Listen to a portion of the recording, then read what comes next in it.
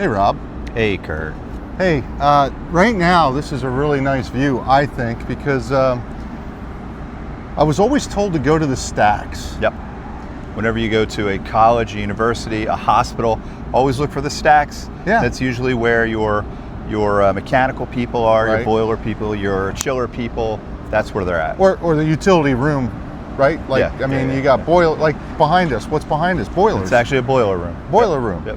And so steam is pushed through the campus, right? I would assume. Yes. And as it's pushed through the campus, it's pushed to what we call a heat exchanger. Right. So basically the heat exchanger has two sides, correct? Yep. And Primary side, secondary side. And what's on the primary side? Primary side, in this case, is steam.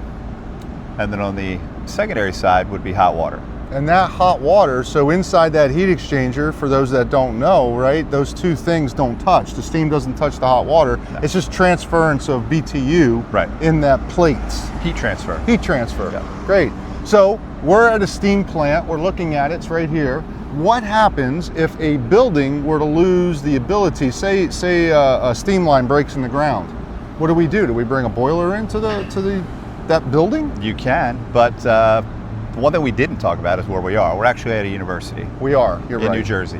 So this university has a central steam plant, and that steam, as Kurt mentioned, goes in a loop throughout all these buildings. But if the dorms right across the street were to lose that steam loop, they would obviously lose all their showers, all their domestic hot water capabilities. They might be using the hot water for heat.